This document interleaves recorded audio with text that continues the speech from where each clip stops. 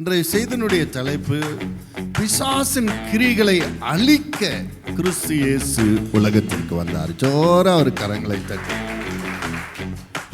அதனாலதான் பாவம் செய்த உனக்கு மன்னிப்பு கொடுத்தார். பாவம் செய்ய தூண்டினவன் அவன் கிரிகளை அழிப்பதற்காக பூமிக்கு வந்தார். வாழ வைக்க இயேசு கிறிஸ்து கடைசி சொட்டு ரத்தம் சிந்தி மரித்தார். அவர் மரித்ததினால் நீங்கள் பிழைத்துக் கொண்டீர்கள். கரங்களை தட்டி சொல்றாரு, உங்க ஜபத்துக்கு என் கண்ணு, கூடாவில் காது, உங்கள் அக்கிரமங்களே உங்களுக்கு எனக்கு பிரிவினை உண்டாகும். அவன் மேல மட்டும் பழிய போட்டுறாரு, நம்ம பங்கு இருக்கு. அது ஜன்ம பாவம்.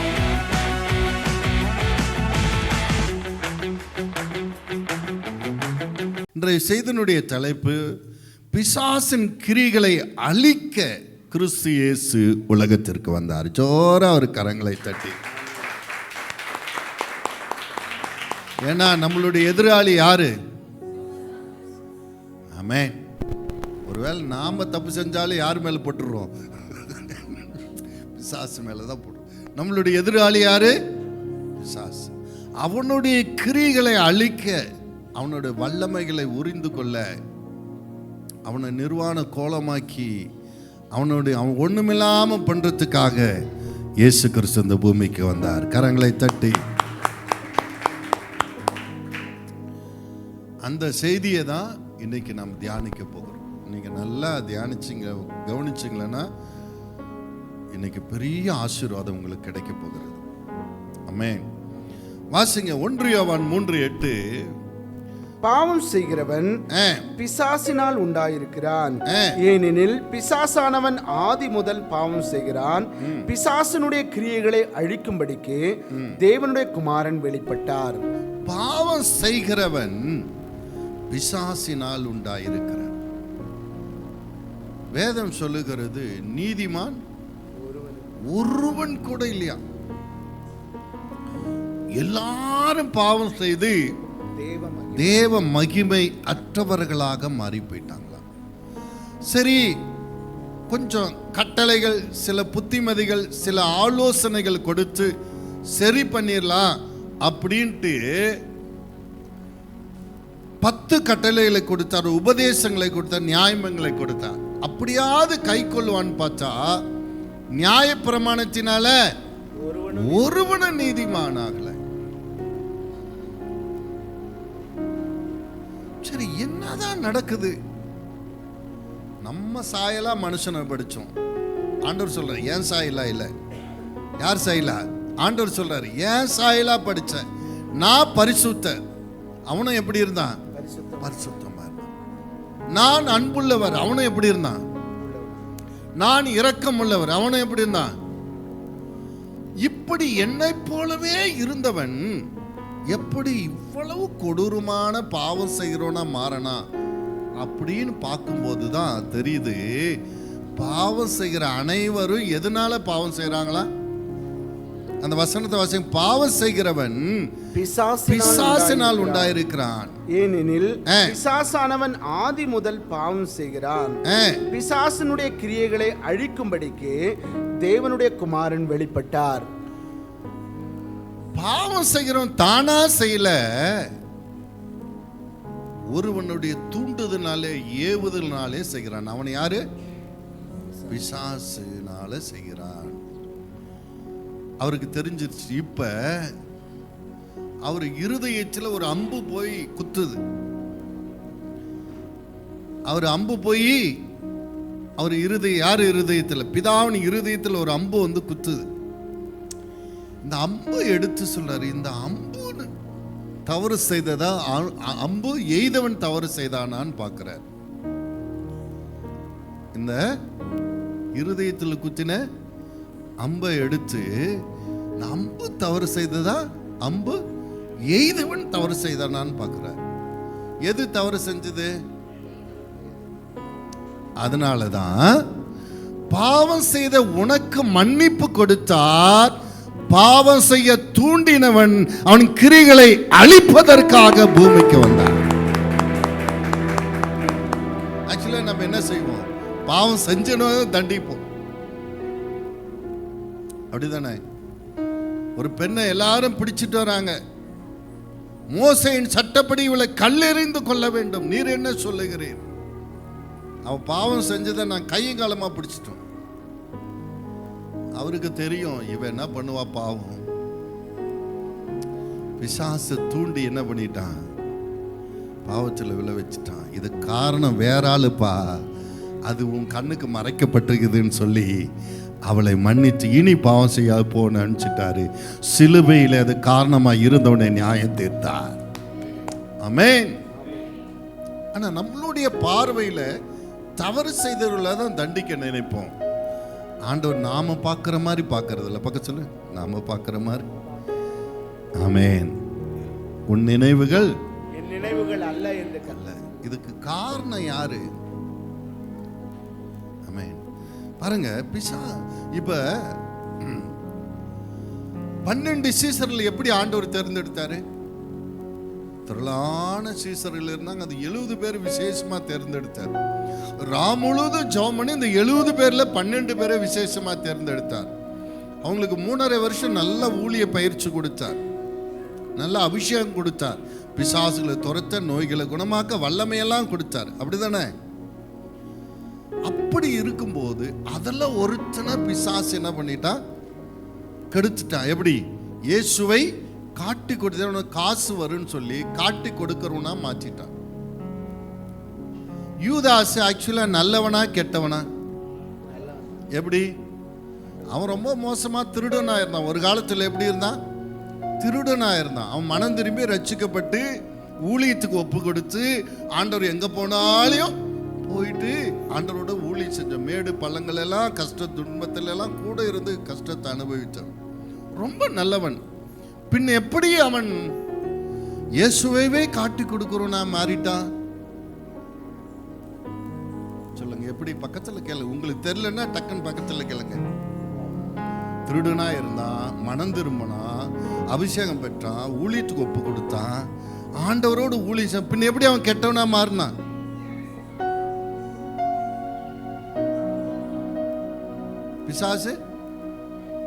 பிசாசு அவனுக்குள்ள போயிட்டானா? பணாசை வந்துருச்சா? வாசிங்க, யோவான் 13:2 எடுத்து வாசிங்க. சீமோனின் குமாரனாகிய யூதாஸ் கரியத்து அவரை காட்டிக் கொடுக்கும்படி பிசாசானவன் அவன் இருதயத்தை தூண்டின பின்பு. போதும். பிசாசு என்ன பண்ணனா? தூண்டினானா? யூதாஸ் சில நேரத்தில் இப்படி சத்தமெல்லாம் கேட்கும். யூதாஸ் சில நேரத்தில் பிசாசின் சத்தத்தை தேவ சத்தம் நினைச்சுக்கிறாங்க. நன்மையானதெல்லாம் தேவ சத்தம், தீமையானதெல்லாம் சாத்தானுடைய சத்தம். யூதாஸ், நீ இயேசுவை காட்டி கொடுத்துட்டேன்னா உனக்கு நிறைய காசு கிடைக்கும்.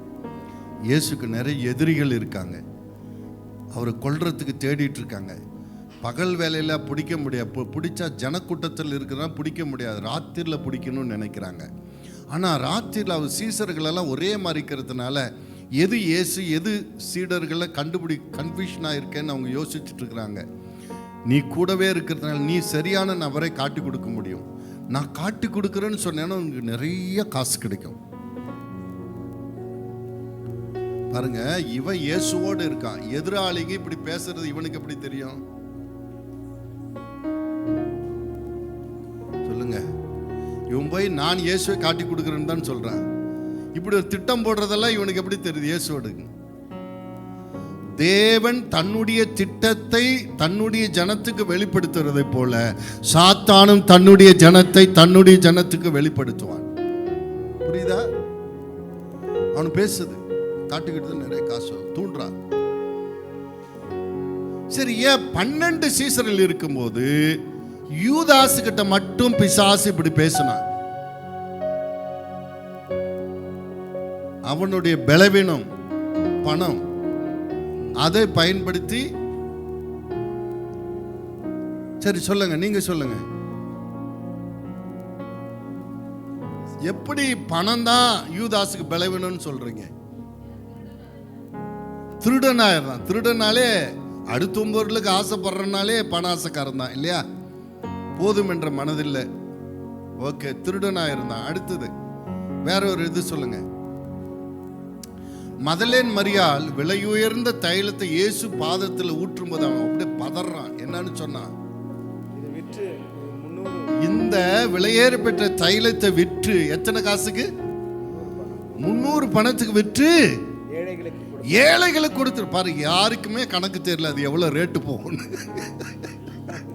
சில பேரு அடுத்தவங்க நோட்டு எண்ணுவாங்க, அவங்களே மறந்துட்டு இருப்பாங்க. ஆனா இவன் சொல்லுவாங்க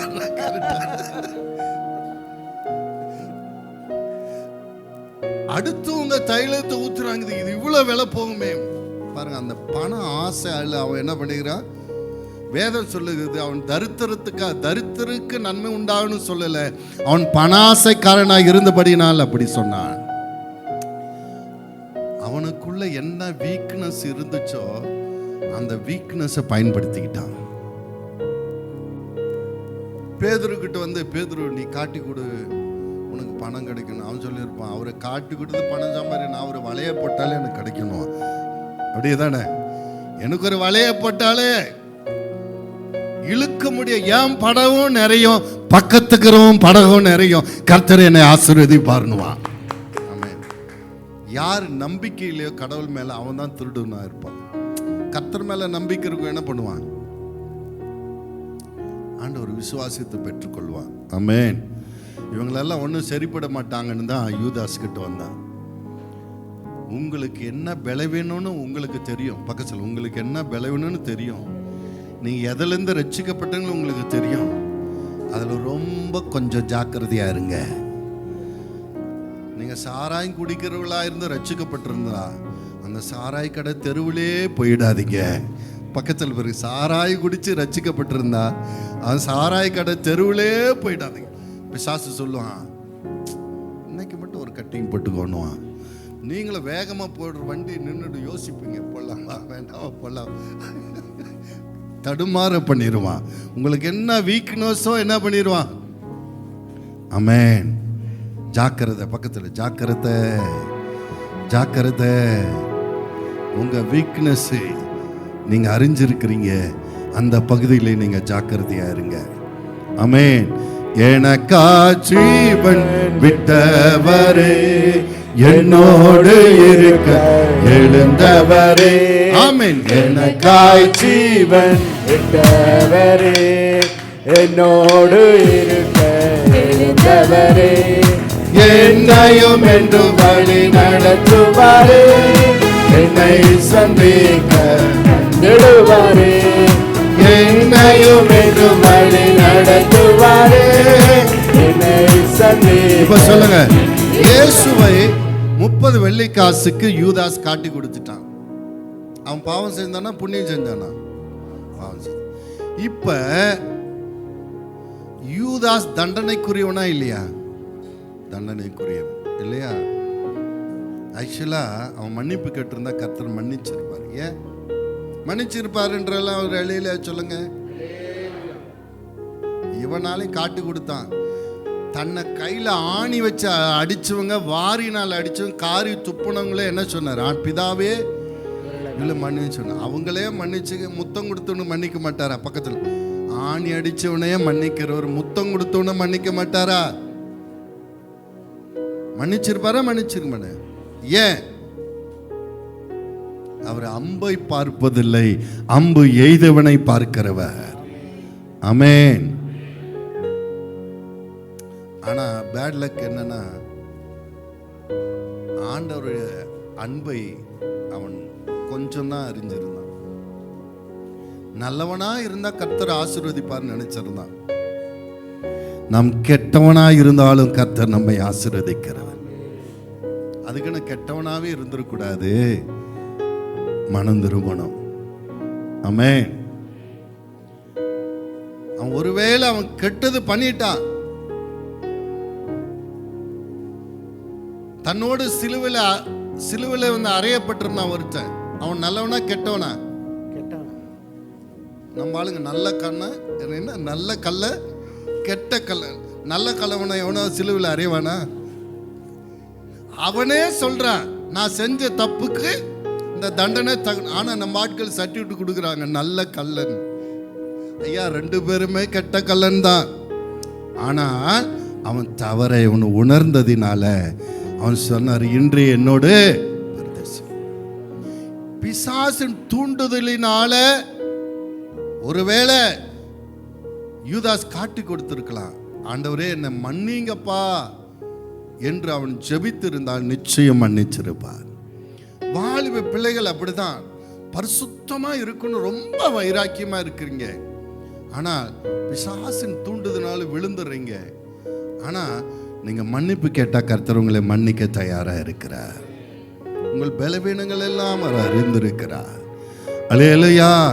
பரிசுத்தர் பரிசுத்தரே, பரலோக ராஜாவே, ஓ பரிசுத்தர் பரிசுத்தரே, பரலோக ராஜாவே, எப்போதும் இருப்பவரே, ஐயா இனிமேலும் வருபவரே, அல்லேலூயா, எப்போதும் இருப்பவரே, ஐயா இனிமேலும் வருபவரே, உம்மை ஆராதிக்கின்றோம், ஆர்ப்பரிக்கின்றோம், அன்பு செய்கின்றோம், உம்மை ஆராதிக்கின்றோம், ஆர்ப்பரிக்கின்றோம், அன்பு செய்கின்றோம்.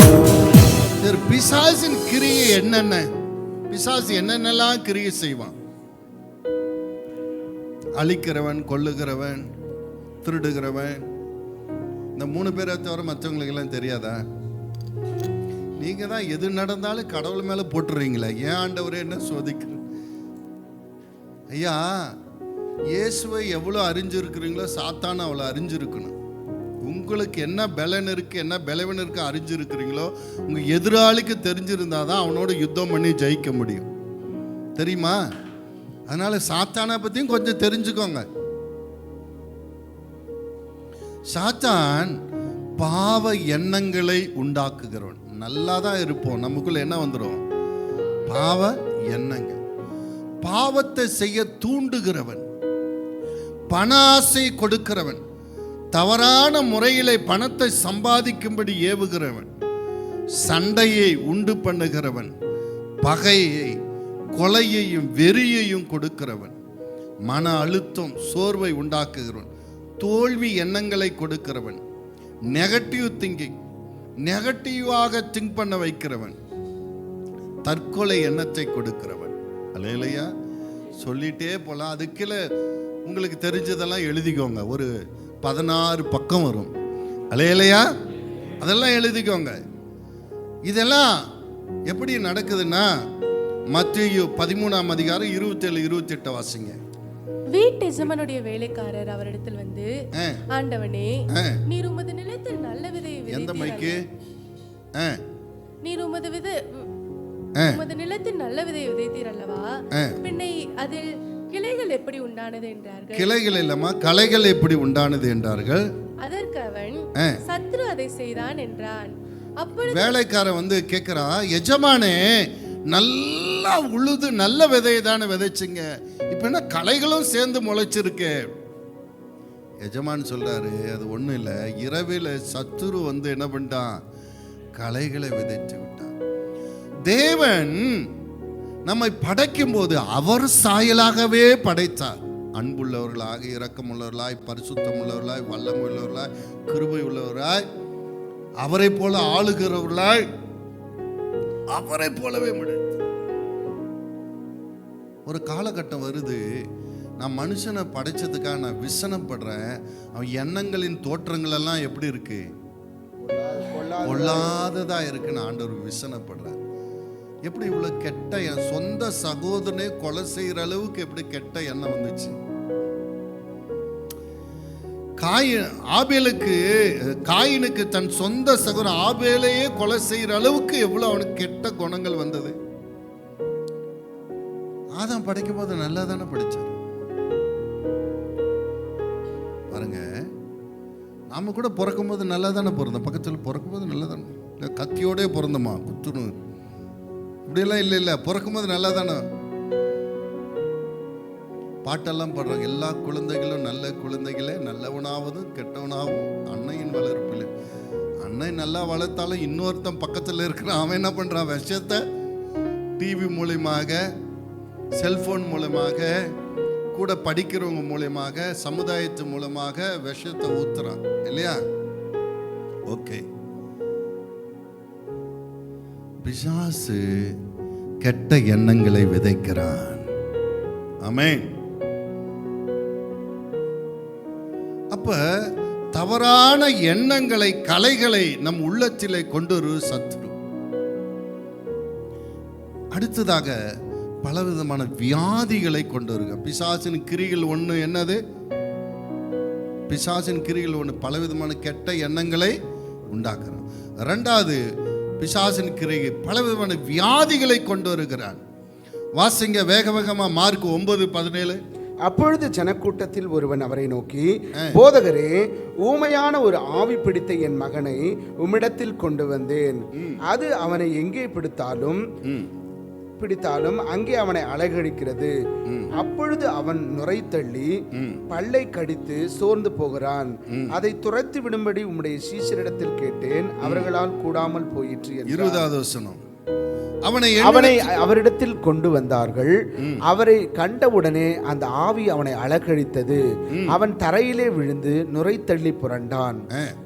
அவர் அவனுடைய தகப்பனை நோக்கி, இது இவனுக்கு உண்டாகி எவ்வளவு காலமாயிற்று என்று கேட்டார். அதற்கு அவன் சிறுவயது முதற்கொண்டே உண்டாயிருக்கிறது. இவனை கொல்லும்படி அது அநேக தரம் தீயிலும் தண்ணீரிலும் தள்ளிற்று. நீர் எதாயில் செய்யக்கூடுமானால் பாருங்க, இந்த ஊம ஊரை கெடுக்கணுவாங்கல்ல, கேள்விப்பட்டிருக்கீங்களா? இந்த பிசாசு எப்படிப்பட்ட பிசாசு? பேசாது, ஆனா பயங்கர வேலை செஞ்சுட்டு இருக்குது. என்ன, திடீர்னு ஒருத்தன் அவனுக்குள்ள வரும், வந்துடுச்சு என்ன பல்ல கொறிப்பான். அடுத்தது என்ன பண்ணுவான்? இந்த ஸ்பிட்ஸ் வந்தவங்களெல்லாம் பார்த்து இருக்கிறீங்களா? அப்படியே சரிஞ்சு கீழே விழுவாங்க, இழுப்பாங்க. அவன் இன்னொரு இடத்துல சொல்லுது, அவனை சோர்ந்து போகப்படி பண்ணுமா. அவனை என்ன பண்ணுமா? சோறு செத்துட்டான்ற அளவுக்கு அது பண்ணுமா, அலக்கழிச்சிட்டு போகும். அடுத்தது போயிடும். எதனால இது இவனை பண்ணுதுன்னா, இவனை கொல்லும்படி அது பண்ணுதான். பிசாசு கொல்லுகிறவன் அழிக்கிறவன். வியாதி உங்களுக்கு என்ன, எதுக்கு வருது? உங்களை வாழ வைக்கவா, நல்ல மங்களகரமா தீர்க்காயுசா இருன்னு வியாதி வருதா? எதுக்கு வருது? சத்தமா சொல்ல, வியாதி வாழ வைக்க வருதா, கொல்ல வருதா? கொல்ல வருதுன்னா இது யாரு கொடுக்கிறது? கர்த்தர் கொடுக்கிறதா, பிசாசு கொடுக்கிறதா? கர்த்தர் கொடுக்கிறது என்ன? ஜீவனை கொடுக்கிறார். பிசாசு ஜீவனை எடுக்கிறார். அப்ப நிறைய பேர் சொல்ல, ஏன் ஆண்டவரே இந்த வியாதி கொடுத்தீங்க? நம்ம ஆட்களை நல்லா ஒரு சம்மட்டி எடுத்து தலைமையிலே போடணும். எது யார் கொடுக்கிறதுன்னு கூட தெரிய மாட்டேன். 20 வருஷம் கிறிஸ்தவன் ஆயிட்டாங்க. அல்லேலூயா. ஜீவனை கொடுக்கிறவர் யாரு? கர்த்தர். ஜீவனை எடுக்கிறது யாரு? அப்பாடா, இனிமேல் கர்த்தர் மேல சொல்ல மாட்டீங்களே. எனக்கா ஜீவன் விட்டவரே, என்னோடு இருக்க எழுந்தவரே. எனக்கா ஜீவன் விட்டவரே, என்னோடு இருக்க எழுந்தவரே. என்னையும் என்றும் வழி நடத்துவாரே, என்னை சந்திக்க வந்துடுவாரே. ஆமென். என்னையும் என்றும் வழி நடத்துவாரே, என்னை சந்திக்க. அப்ப வியாதி என்பது ஒரு மனுஷனை கொல்ல வருகிறது. அப்போ ஒவ்வொரு வியாதிக்கு பின்னாடி யாரு இருக்கிறது? சத்தமா. சில ஹாஸ்பிட்டல் எல்லாம் போய் நம்ம சகோதரிகள் ஜெபம் பண்ணுவாங்க. டாக்டரே சொல்லியிருப்பாரு, எடுத்துட்டு போயிருங்க, எதுக்கு இது பண்றீங்க, அதெல்லாம் தேராது அப்படின்னு. சரி, இப்படியே எடுத்துன்னு போறது எப்படி? கொஞ்சம் உயிர் போன பின்னாடி எடுத்துட்டு போலான்னு வச்சிருப்பான். அந்த நேரத்தில் போய் நம்ம மக்கள் ஜெபம் பண்ணிட்டுவாங்கப்பா, ஜெபம் பண்ணிக்கோங்க, சாக போற நேரத்தில் ஏதோ ஒன்று பண்ணிக்கோங்க. நம்ம பிள்ளைகள் ஜெபம் பண்ண உடனே எந்திரிச்சு உட்காந்துருவாங்க. டாக்டருக்கே ஆச்சரியமா இருக்கும். அல்லேலூயா. டாக்டருக்கே நான் ஊசி போட்டேன் சரியாகல, இவங்க எப்படி பண்ணாங்க, எப்படி ஆச்சு, ஜெபம் பண்ணாங்க சரியாச்சு. அப்படியா? ஆமே. எப்படின்னா அந்த பிசாசு துரத்தன உடனே அந்த வியாதி என்ன ஆயிடுச்சு பாரு. இந்த செவிட்டும் ஊமையமான ஆவியை துரத்தின உடனே அவன் ஸ்பிட்ஸ் வியாதி போனதும் இல்லாம அவன் பேச தொடங்கினான்னு இருக்கு. கரங்களை தட்டி தேவனை மேம்படுத்தி. ஆமென். அப்ப ஒரு மனுஷனை கொல்ல அழிக்க பிசாசு வருகிறான். கெட்ட சிந்தையை கொடுக்க வருகிறான். ஒரு மனுஷனை கொல்ல அழிக்க. இதெல்லாம் பிசாசின் கிரியை. மூன்றாவதாக உண்மையிலிருந்து மனுஷனை வழிவிலக பண்ண வருகிறான்.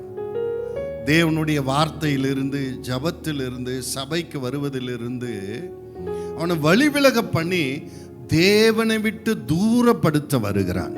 ஆமென். சில பேர்கிட்ட கேட்போம், ஏன் சிஸ்டர் வரல போன வாரம்? வரல. வரலன்றது ஒரு பதில். அது ஏற்கனவே எங்களுக்கு தெரியுமே வரல. சீரியஸா கேட்கிறோம், பிரதர் ஏன் வரல? வரல எப்ப? அது எங்களுக்கு தெரியும்பா, ஏன் வரல? ஜீசஸ் நல்லா அப்படி சோம்பேறித்தனமா இருந்திருக்கோம். இன்னைக்கு ஞாயிற்றுக்கிழமை போனோமா சர்ச்சுக்கு, பிசா சொல்லிடுவான், இல்லை இல்லை இல்லை கொஞ்சம் கை வச்சு நல்லா தூங்க. அப்படி இதை சொல்ல முடியல பாஸ்டர் கிட்ட. பாஸ்டர் சோம்பேறித்தனமா இருந்துச்சு, தூங்கிட்டு ஆராதனைக்கு வரலன்னு. பாஸ்டர் திட்டுவார், ஆராதனைக்கு வராமல் பண்ணுறது சாத்தானுக்கு துணை போனியா நீ? தேவனை உன்னை மனசில் ஏவனாரல, மாமிசத்தை பலவீனம் உள்ளது, ஆவி உற்சாகம் உள்ளது, ஆவி சொல்லிச்சல்ல ஆலயத்துக்கு போன்னு, அதை நீ ஜெயிச்சு வந்திருக்கணுமல்லான்னு புத்தி கிளாஸ் எடுக்க ஆரம்பிச்சிருவார். அதனால ஏன் வரலன்னா வரல. இல்லையா? ஆவி உற்சாகம் உள்ளது. சொல்லுங்க, ஆவியில ஆண்டவர் பேசுவார், மாமிசத்துல பிசாசு பேசுவான். மாமிசத்துக்கு இடம் கொடுக்காத, ஆவினால மாமிசத்தை மேற்கொள். கரங்களை தட்டி ஆமென். அப்பா பிதாவே, அன்பான தேவா, அருமை இரட்சகரே, ஆவியானவரே,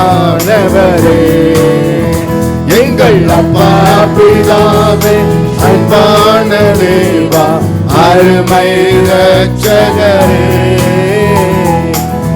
ஆவியானவரே, ஆராதிக்கின்றோம், ஆர்ப்பரிக்கின்றோம், அன்பு செய்கின்றோம். உம்மை ஆராதிக்கின்றோம், ஆர்ப்பரிக்கின்றோம், அன்பு செய்கின்றோம். பிசாசின் கிரியை ஒரு 16 பக்கம் ஒரு எழுதிக்கோங்க. எரிச்சலை உண்டாக்குவான், கொலை செய்ய தூண்டுவான், பகையை உண்டாக்குவான், பல கெட்ட காரியமெல்லாம் பிசாசு கொடுக்குறவன். புரியுதுங்களா? இந்த கிரிகள் எல்லாம் அழிப்பதற்காக தான் கிறிஸ்து இயேசு பூமிக்கு வந்தார். ஆமென். அதுல சிலவற்றை உங்களுக்கு நீங்கள் புரிந்து கொள்ளும்படி சொல்ல போறேன். கிறிஸ்து இயேசு இப்ப பிசாசின் கிரிகள் எல்லாம் தெரிஞ்சுக்கிட்டீங்களா? இப்ப கிறிஸ்து இயேசு எதற்காக உலகத்திற்கு வந்தாருன்னு ஒரு சில காரியங்களை உங்களுக்கு காட்டி கொடுக்க போறேன். நம்மை பாவத்திலிருந்து விடுதலையாக்க வந்தார். யோவான் 1:29 வாசிங்க. மறுநாளிலே யோவான் இயேசுவை தன்னிடத்தில் வர கண்டு, இதோ உலகத்தின் பாவத்தை சுமந்து தீர்க்கிற தேவ ஆட்டுக்குட்டி. ஆமென். யோவானுக்கு சில சீடர்கள் இருந்தாங்க. அவன் நீதியை சத்தியத்தை போதித்து நீதிக்கு செவி கொடுத்தவங்களுக்கு ஞானஸ்தானம் கொடுத்துட்டு இருந்தான். அந்த வழியை இயேசு 12 சீசரோடு நடந்து போறாங்க. திடீர்னு பார்த்து சொல்றான், இவர் உலகத்தின் பாவத்தை சுமந்து தீர்க்கிற தேவ ஆட்டுக்குட்டி. அந்த நாள்ல பாவத்துக்கு பரிகாரமா எதை பலி செலுத்துவாங்க? ஆட்டுக்குட்டி. ஆடை எப்படி பலி செலுத்துவாங்க? கழுத்தை அறுத்து ரத்தத்தை கிண்ணத்துல பிடிச்சி பலிபீடத்துல ஊத்தி, ஐயா இவன் பாவம் செஞ்சான், இவன் சாகணும், இவன் வாழ்றதுக்காக இந்த ஆடு செத்து இருக்கு, ஜீவனுக்கு ஜீவன் கொடுக்கப்பட்டிருக்கு, அதனால மன்னிங்கன்னு சொல்லி வேண்டுவாங்க. அல்லேலூயா. அப்படின்னா என்ன சொல்ல வராருன்னா, உலகத்தில் பாவம் செஞ்சவன் சாகணும், உலகத்தில் இருக்கிற ஒவ்வொரு மனுஷனுக்காக வாழ வைக்கிறதுக்காக இவர் எல்லாருக்காக இவர் சாக போகிறார் என்று சொல்லுகிறார். தேவ ஆட்டுக்குட்டின்னா என்ன? ஒரு ஆட்டுக்குட்டியை போல இவரு சாக போகிறவர்னு சொல்றான். அல்லேலூயா. பாவ மன்னிப்பு என்பது லேசாக கிடைத்தது அல்ல. பக்கத்தில் பாருங்க, பாவ மன்னிப்பு என்பது லேசாக கிடைத்தது அல்ல. வேதம் சொல்லுகிற பாவம் செய்கிறவன் கொல்லப்பட வேண்டும். கல்லெட்டு வந்தாங்களா இல்ல, இவளை கையும் காலமா பிடிச்சிட்டோம். மோசே சட்டப்படி என்ன பண்ணணும்? நீர் என்ன சொல்லுகிற கேட்டாங்களா? அப்ப பாவம் செய்கிறவன் என்ன பண்ணணும்? சத்தமா சொல்லுங்களேன், கொல்லப்பட வேண்டும். நான் பாவமே செய்யாதவன்றவங்களெல்லாம் ஒரு கையை உயர்த்துங்க. ரொம்ப அமைதியா இருக்கு. அப்ப நீங்கள் எல்லாம் வேதத்தின்படி நீங்க என்ன பண்ணப்படுவீங்க? கொல்லப்பட வேண்டியவங்க. எப்படி வாழ்ந்துட்டு இருக்கிறீங்க? எப்படி வாழ்ந்துட்டு இருக்கிறீங்க? ஒருவன் செய்த பாவத்துக்காக ஒரு ஆடு கொல்லப்படுவதை போல, அது ரத்தம் சிந்ததை. ஏன் ரத்தம் சிந்துதல் எல்லாம் பாவ மன்னிப்பு இல்லைன்னு சொன்ன எழுதியிருக்கு வேதம்? ரத்தத்தில் தான் உயிர் இருக்கு. அது முழு ரத்தமா வெளியே வந்துட்டா அது செத்து போயிடும். இயேசு ஏன் கடைசி சொட்டு ரத்தம் சிந்தினாரு? ரத்தத்தில் தான் உயிர் இருக்கு. முழு ரத்தமும் வெளி வந்துதான் அவருக்கு ஜீவன் போயிடுச்சு. அல்லேலூயா. அப்ப உங்களை வாழ வைக்க, பக்கத்தில் இருக்கிற கையை பிடிச்சு உலுக்கி சொல்லு, உங்களை வாழ வைக்க இயேசு கிறிஸ்து கடைசி சொட்டு ரத்தம் சிந்தி மரித்தார். அவர் மரித்ததினால் நீங்கள் பிழைத்துக் கொண்டீர்கள். கரங்களை தட்டி. மன்னிப்பு என்பது ஆயா கடையில் வாங்குற 50 பைசா வடை மாதிரி இல்லை. ஒரு உயிரை கொடுத்ததனால் நீ உயிர் வாழ்ந்து கொண்டிருக்கிறாய். ஆமே. இது சும்மா ஒரு கடையில் போய் ஒரு சாக்லேட் வாங்குற மாதிரி இல்லை. மன்னிப்பு என்பது ஈஸியாக கிடைச்சது. உங்களுக்கு என்னப்பா சர்ச்சுக்கு போறீங்க, இயேசுகிட்ட மன்னிப்பு கேட்குற, மன்னிச்சிடறாரு. மன்னிப்பு என்பது ஈஸியாக கிடைக்கல. ஒரு உயிரை கொடுத்து நமக்கு மன்னிப்பு கொடுக்கப்பட்டிருக்கிறது. ஆமென். எபேசியர் 1:7 சொல்லுது, அவருடைய கிருபையின் ஐஸ்வரியத்தின்படியே அவருடைய ரத்தத்தினாலே பாவ மன்னிப்பு ஆகிய மீட்பு இயேசுக்குள் நமக்கு கிடைக்கும். இயேசு மூலமாக நமக்கு மீட்பு கிடைத்திருக்கிறது. ஆமென். அப்ப இயேசு எதற்காக வந்தார்? சொல்லுங்கப்பா. பாவத்திலிருந்து, இன்னும் பக்கத்து பாயாசமே கேட்காத, பாவத்திலிருந்து என்னை மீட்கும்படியாக இயேசு பூமிக்கு வந்தார். கரங்களை தட்டி ஆமென். பாவ மன்னிப்பின் நிச்சயத்தை பெற்றுக்கொள்ள வேண்டும். பரலோகத்தில் ஓரிடம் நான் பெற வேண்டும். பாவ மன்னிப்பின் நிச்சயத்தை பெற்றுக்கொள்ள வேண்டும். பரலோகத்தில் ஓரிடம் நான் பெற வேண்டும். இயேசு தருகிறார் என்று தருகிறார். இயேசு தருகிறார் என்று தருகிறார். அதற்காகத்தான் சிலுவையிலே ரத்தம் சிந்திவிட்டார். அதற்காகத்தான் சிலுவையிலே ரத்தம் சிந்திவிட்டார். அவமன்னிப்பின் நிச்சயத்தை பெற்றுக்கொள்ள வேண்டும். பரலோகத்தில் ஓரிடம் நீ பெற வேண்டும்.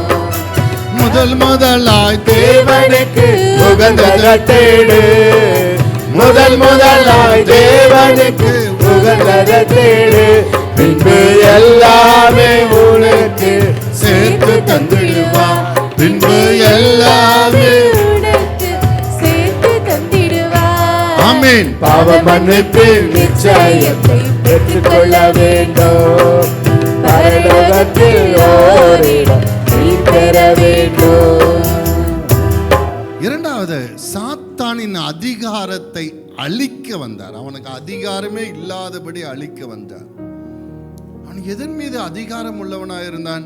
வாசிங்க எபிரேயர் 2:14. ஆதலால் பிள்ளைகள் மாம்சத்தை இரத்தத்தை உடையவர்களாய் இருக்க அவரும் அவர்களைப் போல மாம்சத்தையும் இரத்தத்தையும் உடையவரானார். மரணத்துக்கு அதிகாரியாகிய பிசாசானவனை தமது மரணத்தினாலே அழிக்கும்படிக்கு ஜீவ காலமெல்லாம் மரண பயத்தினாலே அடிமைத்தனத்துக்குள்ளானவர்கள் யாவரையும் விடுதலை பண்ணும்படி அப்படியானார். சரி, 99 வயசு தாத்தா உடம்பு சரியில்லை, ஆஸ்பத்திரியில் சேர்த்து இருக்கிறாங்க. எத்தனை வயசு? டாக்டர் சொல்றாரு, பிடிச்சி பார்த்துட்டு சொல்றாரு, இது தேராது, அவ்வளோதான், எடுத்துட்டு போங்கன்னு. உடனே தாத்தா எப்படி பார்க்குறாரு பேரனை, பேரா வேற ஆஸ்பத்திரி கொண்டு பார்த்தா என்னை எப்படியாவது காப்பாத்திரு. ஏன் தாத்தாவுக்கு சாக மனசு இல்லை? அவருக்கு ரொம்ப தெளிவா தெரியுது, மரிச்ச உடனே அவன் வாழ்க்கை முடியறதில்ல, தொடருது. ஒரு மனிதன் மரித்தாலும் அவன் வாழ்க்கை என்னது? தொடருகிறது. நான் மரித்தால் நரகத்துக்கு போவேனோ மோட்சத்துக்கு போவேணுன்ற ஒரு சிலருக்கு சந்தேகம், ஒரு சிலருக்கு கன்ஃபார்மா தெரியுது, நான் செஞ்ச அக்கிரமத்துக்கு கண்டிப்பா எங்க தான் போவேன். நரகம் எப்படிப்பட்டது? ஐஸ்வர்யான் சொல்லுகிறான், ஆபிரகாமே லாசரு விரல் நுனியை தண்ணீரில் நனைத்து ஒரு சொட்டு தண்ணீரால என் நாவை குளிர பண்ணும், இங்க கொடிய வேதனைப்படுகிறேனே என்றான். அக்கிரமா வாழ்ந்துட்டு இருந்த ஐஸ்வர்யான எங்க இருக்கிறா? நரகத்தில் இருக்கான். இதெல்லாம் மரண நேரம் நெருங்க நெருங்க நெருங்க தெரிஞ்சிடும். கண்ணாடி கிட்ட வர வர மூஞ்சி நல்லா தெரியுதுல்ல, மரண நேரம் வர வர வர வர என்ன ஆயிடும்? இதெல்லாம் கிளீனா தெரியும். சொல்றாங்களா சில பேர், தேவதூதன் வரான் என்ன கூட்டின்னு போறதுக்குன்றாங்க, சில பேர் சாத்தான் வரான்றாங்க, சொல்றாங்களே இல்லையா? சில பேர் எங்கள் பாட்டி வரா, தாத்தா வரான்றாங்க. பல பேர் பல ரூபத்தில் வந்து கூட்டின்னு போவாங்க. வா மாப்பிள்ள வா அப்படின்னு சொல்லி அவங்க செஞ்ச தக்க தண்டனைக்கு பலனை அனுபவிக்க கூட்டிகிட்டு போவாங்க.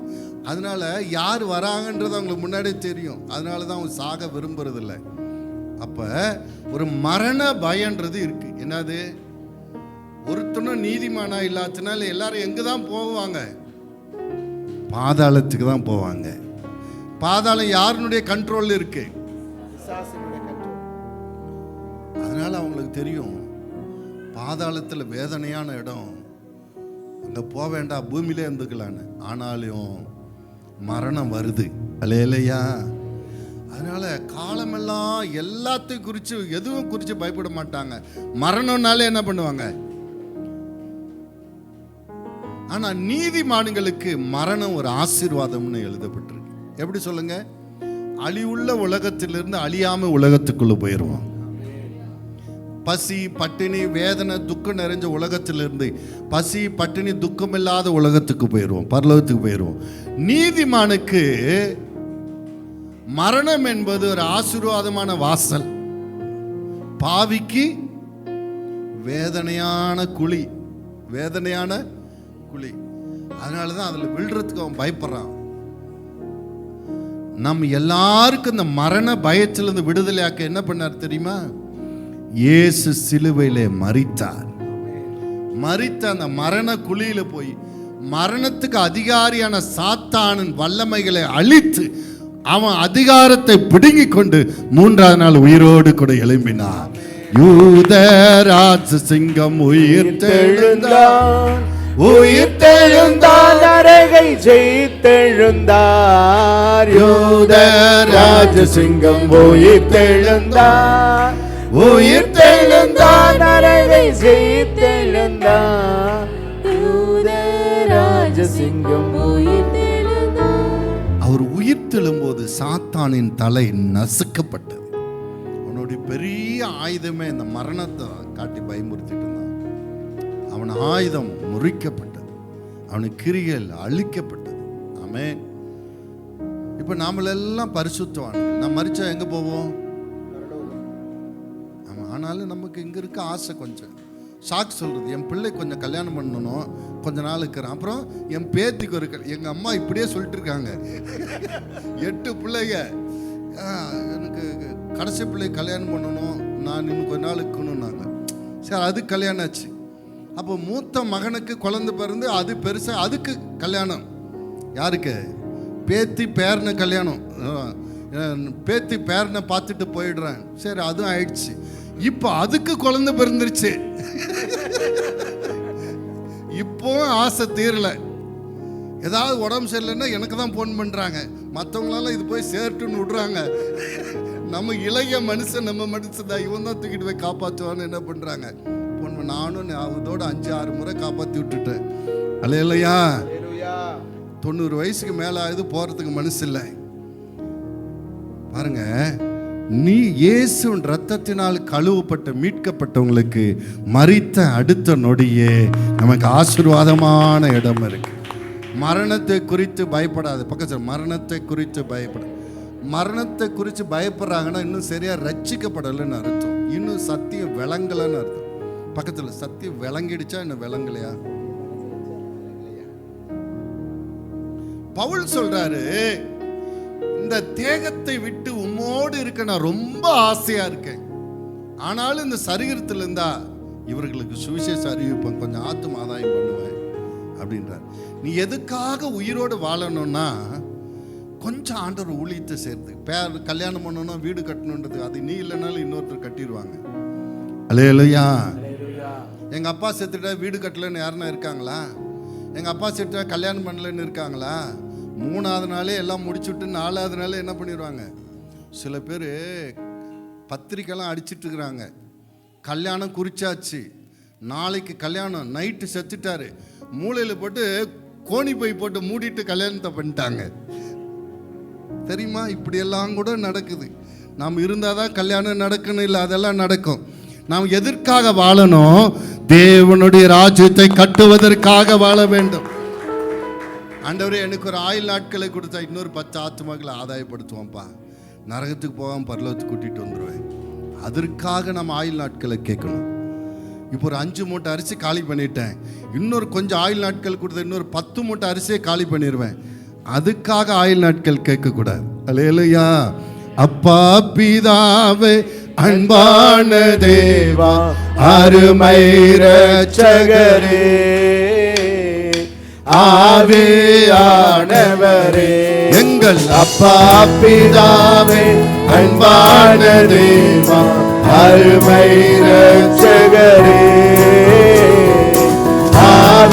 ஆவியானவரே, ஆராதிக்கின்றோம், ஆதரிக்கின்றோம், அன்பு செய்கின்றோம். உம்மை ஆராதிக்கின்றோம், ஆதரிக்கின்றோம், அன்பு செய்கின்றோம். நேற்றைய துயரமெல்லாம் இன்று மறைந்ததையா. ஆமென். நேற்றைய துயரமெல்லாம் இன்று மறைந்ததையா. நிம்மதி பிறந்ததையா, அது நிரந்தரமானதையா. நிம்மதி பிறந்ததையா, அது நிரந்தரமானதையா. கோடி கோடி நன்றி, கோடி கோடி நன்றி, கோடி கோடி நன்றி. அல்லேலூயா. எதற்காக இயேசு வந்தார்? மீண்டும் தேவனோடு நம்மை இணைப்பதற்காக. கரங்களை தட்டி. ஒரு காலத்தில் ஏதேம் தோட்டத்தில் ஆதாம் இருந்தாரு. குளிர்ச்சியான வேளையில் ஆண்டவரோடு பேசினார். அவன் செய்த பாவத்தினால் என்ன ஆயிடுச்சு? தோட்டத்தை விட்டு வெளியே துரத்தப்பட. தேவனுக்கு அவனுக்கு என்ன ஆயிடுச்சு? பிரிவினை வந்துருச்சு. அவன் செஞ்ச பாவத்தினால மட்டும் இல்லை, நாம் செஞ்ச பாவத்தினால கூட. அவர் சொல்றாரு, உங்க ஜபத்துக்கு எனக்கு கண்ணு குருடாவில், காது உங்கள் அக்கிரமங்களே உங்களுக்கு எனக்கு பிரிவினை உண்டாக்குகிறது. ஆமென். ஒன்லி அவன் மேலே மட்டும் பலியப்பட்டுறாதீங்க, நம்ம பங்கு இருக்கு. அதை ஜன்ம பாவம், கர்ம பாவம். ஆமென். நம்ம பாவத்தை மன்னிப்பதன் மூலமாக ஒன்று நடக்கிறது. நம்ம பாவத்திற்காக இயேசு சிலுவையிலே மரிப்பதன் மூலமாக ஒன்று நடக்கிறது. நாம் தேவனோடு ஒன்றாக இணைகிறோம். கரங்களை தட்டி வாசிங்க. ரோமர் 5:1 எடுத்து வாசிங்க. இவ்விதமாக நாம் விசுவாசத்தினாலே நீதிமான்கள் ஆக்கப்பட்டிருக்கிறபடியால் நம்முடைய கர்த்தராகிய இயேசு கிறிஸ்துவின் மூலமாய் தேவனிடத்தில் சமாதானம் பெற்றிருக்கிறோம். ஆமென். சீசர்கள் கேட்டாங்க, யோவான் ஜெபிக்க கற்றுக் கொடுக்குற மாதிரி எனக்கு கற்றுக் கொடுங்க அப்படின்னு. இயேசு சொன்னார், பரமண்டலத்தில் இருக்கிற எங்கள் பரமபிதாவே, உம்முடைய நாமம் எங்கள் பிதாவே, அப்பான்னு சொல்லி கூப்பிடுங்கன்னாரு. ஆமென். சில பேருக்கு என்னதான் சொன்னாலும் அவங்க பழகிட்டதுனால என்ன பண்ண மாட்டாங்க, கூச்சப்பட்டுட்டே இருப்பாங்க. ரட்சிக்கப்பட்டா கூட ஐயா ஐயான்னுவாங்க. பத்தியா, ஏன் ஐயா ஐயான்னு? ஒரு காலத்தில் வேற ஒருத்தனை ஐயா ஐயான்னு கூப்பிட்டு இருந்தான். இப்போ இங்கே வந்தாலும் என்னங்கிறான், ஐயாங்கிறான். ஏன்? பழகிடுச்சு. எங்கே போனாலும் ஐயா அப்படி. அங்கேயும் கை கட்டிட்டு இருந்தா இங்கேயும் கை கட்டிட்டு, அது பழக்கம். ஆவியானவர் பார்த்தாரு, என்ன சொன்னாலும் கேட்க மாட்டேன், நானே அவனுக்குள்ள போய் நான் அப்பா பிதாவே என்று கூப்பிடுகிறேன். அல்லேலூயா. உங்க பழகி போன அந்த எண்ணங்களை மாத்துறதுக்கு ஆவியானவரே உங்களுக்குள்ள வந்துட்டார். அவர் என்ன பண்றாருன்னா, பயத்தின் ஆவி எடுத்துட்டு என்னன்னு கூப்பிடுறாரா, அப்பா பிதாவே என்று கூப்பிடுகிற சுவிகார புத்தர் ஆவி உங்களுக்குள்ள தந்துரு. அல்லேலூயா. ஐயான்னு கூப்பிட, ஒன்று பாஸ்டர்னு கூப்பிடு, இல்லை பிரதர்னு கூப்பிடு. அது என்ன ஐயா கொய்யா? அல்லேலூயா. அதெல்லாம் விட்டுருங்க, தைரியம் நிமிர்ந்து உட்காருங்க. ஆமென். மாற்றங்கள் வரும்போது மாறிடுங்க, பழைய பழக்கத்தில் இருக்காதீங்க. ஆமென். அப்பா பிதாவே, அன்பான தேவா, அருமை இரட்சகரே, ஆவியானவரே, எங்கள் அப்பா பிதாவே, அன்பான தேவா, அருமை இரட்சகரே, ஆவியானவரே. இயேசு பூமிக்கு வருவதற்கு முன்னாடி, இயேசு பூமிக்கு வருவதற்கு முன்னாடி நாம் எப்படி இருந்தோம்? பாவத்தில் இருந்தோம், பிசாசுக்கு அடிமையா இருந்தோம். அப்போ நம்மளுடைய எண்ணங்கள் எல்லாம் எப்படி இருந்துச்சு? கடவுளை பார்த்துட்டு, நான் தூசி ஆண்டவரே, நான் புழு ஆண்டவரே, அப்புறம் நான் தராசில் ஒட்டப்பட்ட தூசியை போல இருக்கிற ஆண்டவரே, அப்புறம் அவரை ஒரு எஜமானை போல, நீங்கள் ஒரு வேலைக்காரனை போல அவரை பார்த்துட்டு இருந்தீங்க. இப்போ இயேசு சிலுவையில் ரத்தம் சிந்தி உங்களை பாவ சாபத்தில் விடுதலையாக்கி, இழந்து போன உறவை திரும்ப கொடுத்து நீங்க அவருடைய பிள்ளையாக மாற்றிட்டார்.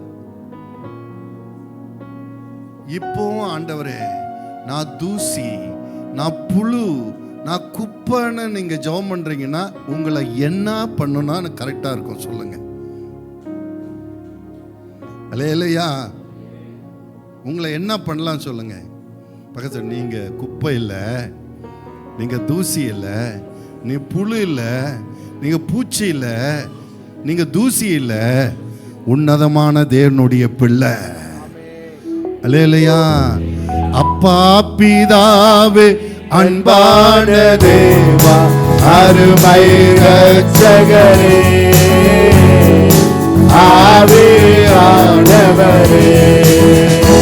எங்கள் அப்பா பிதாவே, அன்பான தேவா, அருமை இரட்சகரே, ஆவியானவரே.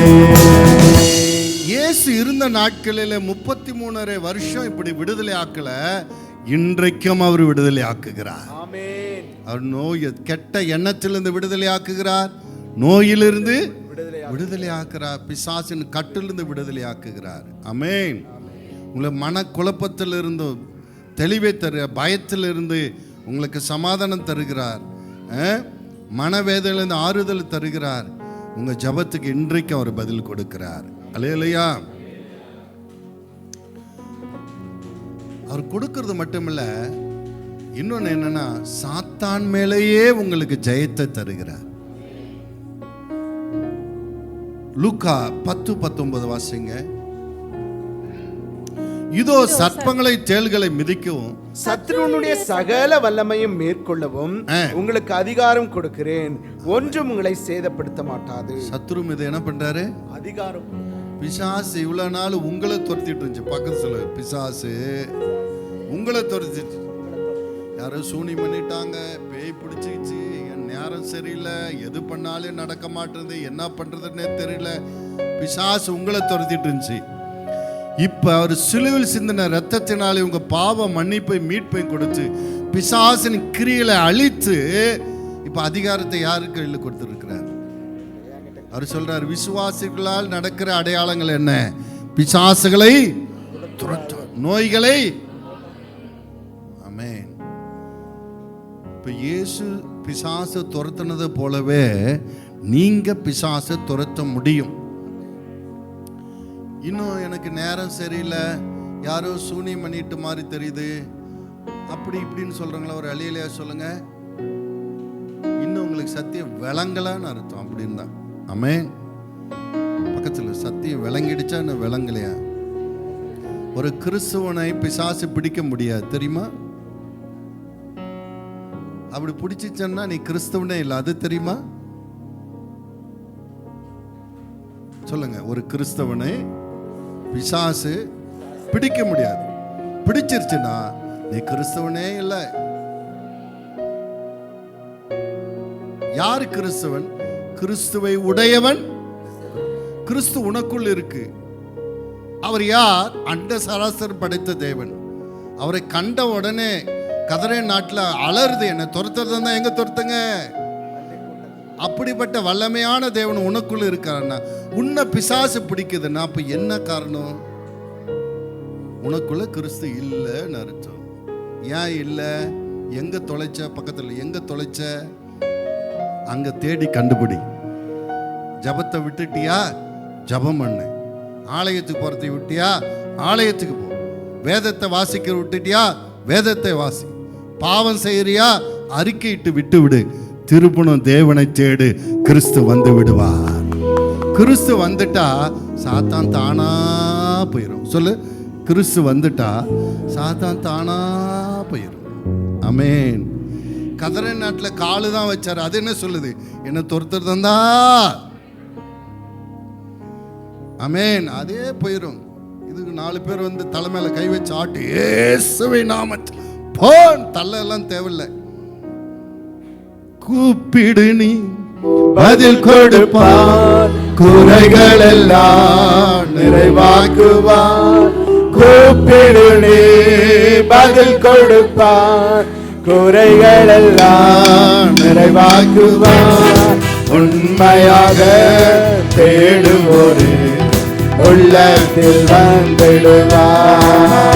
ஆமென். உண்மையாக தேடுவோரே உள்ளத்தில் வந்திடுவார்.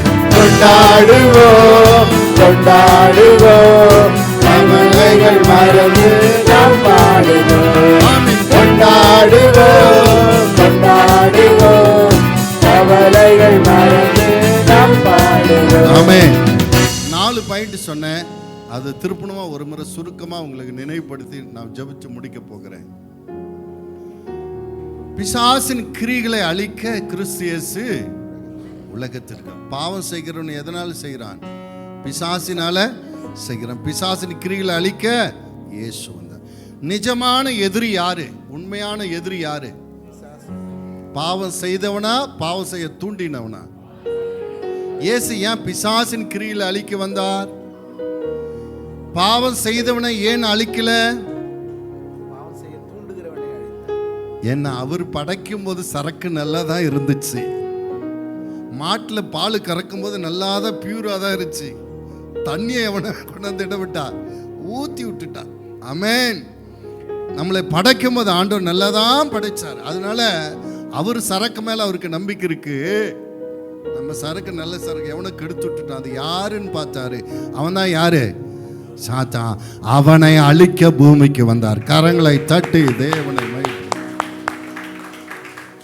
பிசாசுடைய கிரிகள் என்னென்ன? தவறான எண்ணத்தை கொடுப்பது, பலவிதமான வியாதிகளை கொடுப்பது, உண்மையிலிருந்து மக்களை வழிவிலக பண்ணுவது. 3வது, கிறிஸ்து எதற்காக உலகத்திற்கு வந்தார்? பாவத்திலிருந்து விடுவிக்க, சாத்தான் அதிகாரத்தை அழிக்க, சத்தியத்தை வெளிப்படுத்த, மீண்டும் தேவனோடு நம்மை சேர்க்க. இன்றைக்கு அதே அற்புதத்தை கர்த்தர் செய்கிறாரா? மன இருள் இருந்து நம்மளை விடுவிக்கிறார். பாவத்தின் அடிமைத்தனத்தில் விடுவிக்கிறார், சாத்தான் மீது ஜெயம் கொடுக்கிறார், அப்பா பிதாவு என்று கூப்பிடுகிற பாக்கியம் கொடுக்கிறார். இந்த பாக்கியம் எத்தனை பேருக்கு வேணும்? நீங்க சொந்த இரட்சகராக ஆண்டவர் அவரை ஏற்றுக்கொண்டீங்கன்னா உங்க இருள் நீங்கி வெளிச்சம் பிறக்கும். சாத்தானின் கட்டுகள் கலர்ந்து உங்களுக்கு ஆண்டவருடைய ஆசீர்வாதம் அனுக்கிரகம் கிடைக்கும். அப்படி எழும்பி நிற்போம். இயேசுவே, உம்மை என் சொந்த இரட்சகராக என் ஆண்டவராக ஏற்றுக்கொள்ளுகிறேன். உம்மால் அன்றி எனக்கு பாவம் மன்னிப்பும் மீட்பும் இல்லை. உம்மால் அன்றி சாத்தானிடத்தில் எனக்கு விடுதலை இல்லை. நீர் எனக்கு வேண்டும் ஆண்டவரே. நீர் என் உள்ளத்தில் வாரும், என் ஆண்டவராக வாரும், என் தேவனாக வாரும், என் இரட்சகராக வாரும் ஆண்டவரே. கூப்பிடு கூப்பிடு கூப்பிடு. அப்படியே கூப்பிடு. யாரும் மௌனமாக இருக்காதீங்க. அப்படியே காடுபடி, அப்படியே சத்தமாக காடுபடி, அப்படியே சோத்திரம் பண்ணுங்க. ஹல்லேலூயா ஹல்லே. யாரும் மௌனமாக இருக்காதீங்க. வியாதியோடு இருக்கிறியா? இந்த வியாதிக்கு பின்னாடி சாத்தான் இருக்குது, அதை கடிந்து கொள். பொல்லாத வியாதியே, இதுக்கான பரிகாரத்தை இயேசு 2000 வருஷத்துக்கு முன்னாடி செலுத்திட்டார். என் மேல அதிகாரம் செல்ல, என்ன நீ தண்டிக்க முடியாது, என்ன கொல்ல முடியாது. சாத்தானே விலகி போ, வியாதியை விலகி போ சொல்லு. வியாதியை கடிந்து கொள். வேதம் சொல்லு, பிசாசுக்கு எதிர்த்து நில்லுங்கள். அப்படி ஓடிப்போம். தரித்திரத்தில் இருக்கிறியா? தலைமுறை தலைமுறை தரித்திரம், ஆசீர்வாதமே இல்லையா? கடிந்து கொள். தரித்திரத்தின் ஆவியே, என்னை ஐஸ்வர்யனாக்க இயேசு ஏற்கனவே சிலுவையிலே தரித்திரராயிட்டார். நான் ஐஸ்வர்யவானான், நான் ஆசீர்வாதமாயிருப்பேன். ஆபிரகாமை போல நான் ஐஸ்வர்யனாயிருப்பேன். தரித்திர ஆவியை நீ எல்லை விட்டு விலகி போ. இனி உனக்கு இடம் கிடையாது. சொல்லு, இனி உனக்கு இடம் கிடையாது. தற்கொலை எண்ணமா, கெட்ட சிந்தனையா, பாவ சிந்தையா, பிசாசு உன்னை தூண்டுறானா, உன்னுடைய வீக்னஸை பார்த்து அடிக்கிறானா? சொல்லு, பொல்லாத ஆவியே, யூதாசை மோசம் போக்கினவனே, என்னை மோசம் போக்க நினைக்கிறவனே, இனி உன் பேச்சை நான் கேட்க போறதில்ல. உன் பேச்சை நான் கேட்க போறதில்ல. இயேசுவின் நாமத்தில் விலகி போ. என் சிந்தையை ஆண்டவருக்கு ஒப்பு கொடுக்கிறேன். என் வாழ்க்கை ஆண்டவருக்கு ஒப்பு கொடுக்கிறேன். என் நினைவுகளை ஆண்டவருக்கு ஒப்பு கொடுக்கிறேன். ஒப்பு கொடு, ஒப்பு கொடு. உகந்த காணிக்கையா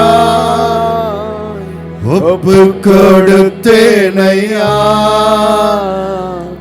சுகந்த வாசனையா, நுகர்ந்து மகிழுமையா. சத்தமா, உகந்த காணிக்கையா ஒப்பு கொடுத்தேனையா, சுகந்த வாசனையா, நுகர்ந்து மகிழுமையா. வேண்டாத பலவீனங்கள் ஆண்டவா முன்வைக்கிறேன். வேண்டாத பலவீனங்கள் ஆண்டவா முன்வைக்கிறேன். மீண்டும் தலை தூக்காமல் மாண்டு வழியட்டுமே. மீண்டும் தலை தூக்காமல் மாண்டு வழியட்டுமே. உகந்த காணிக்கையா ஒப்பு கொடுத்தேனையா, சுகந்த வாசனையா,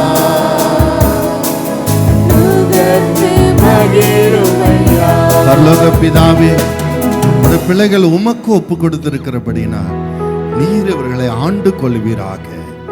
இவர்களை ஆளுகை செய்கிற, அடிமைப்படுத்துகிற பாவ இருள், சாப இருள், பிசாசின் வல்லமை விலகி போவதாக. இன்று முதல் கர்த்தர் இவர்களுக்கு தேவனாக, ஆண்டவராக, இரட்சகராக, மீட்பராக இருந்து வழிநடத்தும். தேவ சமாதானம், தேவனே நீர் கொடுக்க ஆரோக்கியம், சுகம், தீர்க்காயுசுகளுக்கு உண்டாகட்டும். ஆண்டவரே, இப்பொழுது இருக்கிறதை காட்டிலும் உடைய பிள்ளைகள் பூமிக்குரிய ஆசீர்வாதத்தினாலும் விண்ணக ஆசீர்வாதத்தினாலும் 1000 மடங்கு ஆசீர்வதிக்கப்படட்டும். இயேசுவின் நாமத்தில் ஜெபிக்கிறோம். ஜெபங்களும் பரலோக பிதாவே. கரங்களை தட்டி தேவனை